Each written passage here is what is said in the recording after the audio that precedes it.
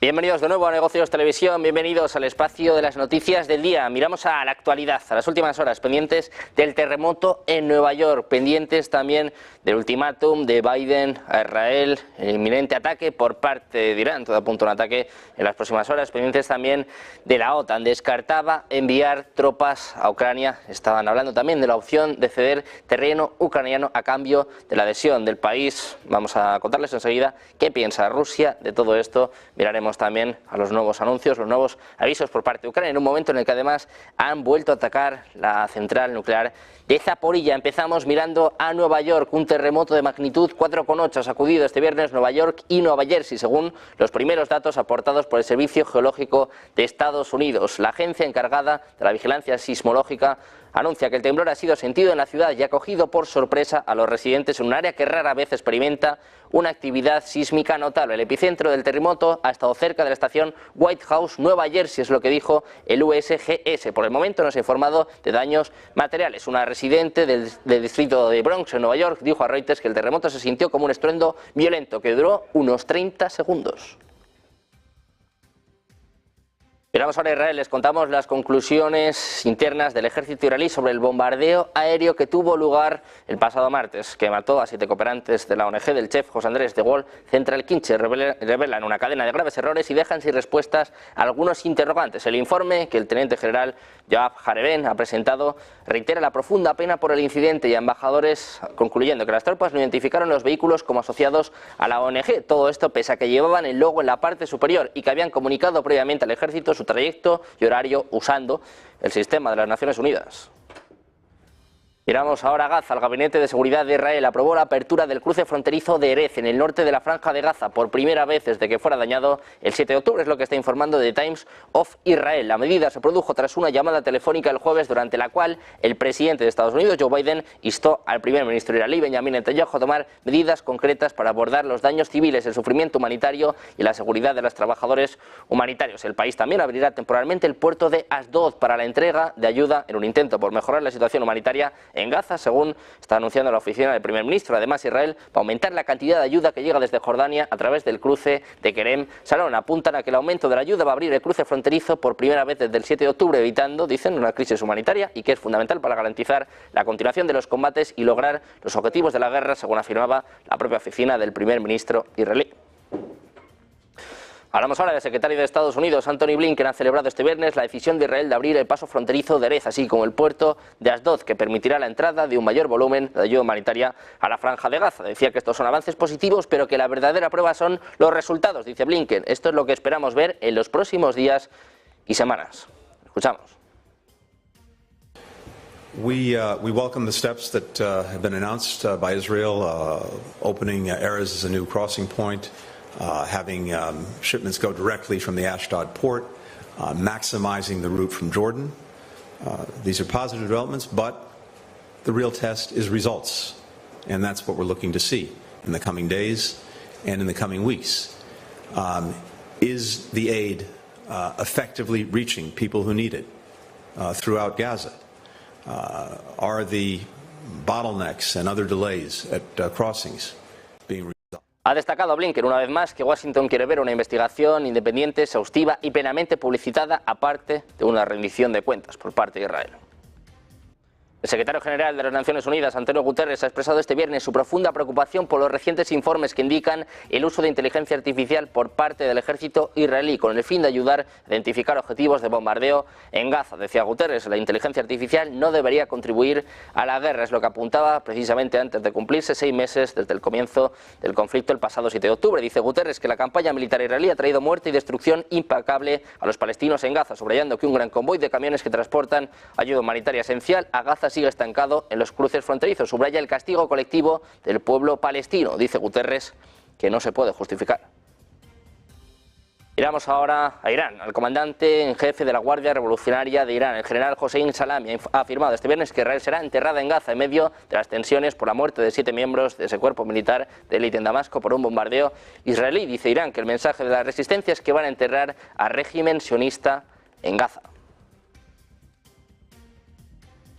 Miramos ahora a Europa, miramos a Alemania. Desde que estalló la guerra en Ucrania hay países que se han planteado restaurar el servicio militar para defenderse de una posible agresión por parte de Rusia. Ese es el caso de Dinamarca, donde las mujeres serán también llamadas a filas. En Europa son muchos los que todavía hoy tienen la mili obligatoria. El siguiente en planteárselo está siendo Alemania. Su ministro de Defensa, Boris Pistorius, ha dicho que hay que estar preparados para una guerra en Europa. En algunos países como Suecia conviven un ejército profesional y otro formado por reclutas recién incorporados a filas. La otra potencia europea, Francia, también baraja esta opción. En una encuesta reciente se descubre que 3 de cada 4 franceses están de acuerdo con que vuelva la mili. En nuestro país, el gobierno de Pedro Sánchez no contempla recuperar la mili, al menos es lo que decía la ministra de Defensa, Margarita Robles, rechazando esta opción. Considera que nuestra posición geográfica nos diferencia de otros países que están tomando estas medidas.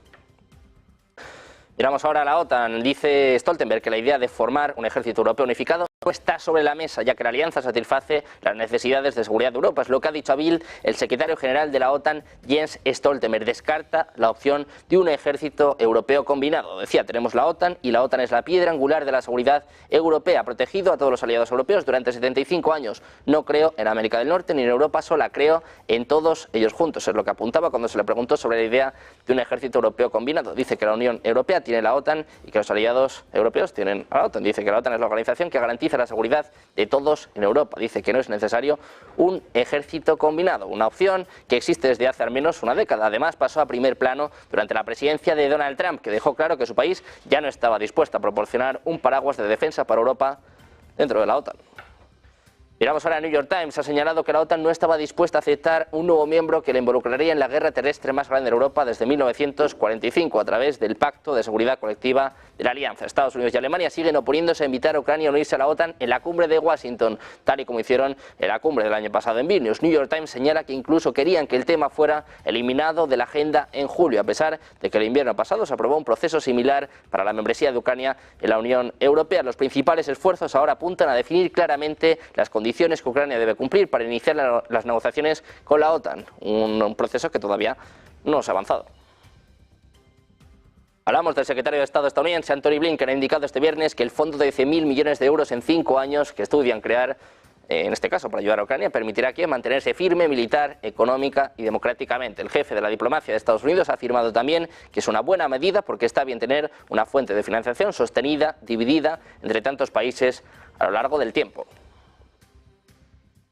Pendientes de Estados Unidos, miramos ahora a Rusia. El expresidente ruso Dmitry Medvedev ha criticado este jueves la perspectiva de que se despliegue personal de la OTAN en Ucrania. Dijo que los soldados de su país deberían recibir una recompensa máxima por matar a tropas de la alianza. El vicepresidente del Consejo de Seguridad de Rusia y aliado cercano del presidente ruso Vladimir Putin hizo este comentario en X mientras discutía la opción de que la OTAN envíe miembros militares para hacer tareas domésticas y organizarse en Ucrania. Decía Medvedev, nuestros amigos de la OTAN tienen un nuevo mantra. Ahora están diciendo colectivamente que una intervención en Ucrania no está en los planes, solo algunas tropas entrarán, decía irónicamente, cerca de Lviv y tal vez de Kiev para relevar al ejército ucraniano. Decía además, más o menos, hacer tareas domésticas y organizar, entrenar, llevar fuerzas especiales de élite a algunos lugares. Nada más, decía, poca implicación. Gente de nuestros países, relájense, habrá solo unos pocos ataúdes. Y decía, por último, y ustedes rusos, no se pongan demasiado ansiosos, no vamos a hacer la guerra.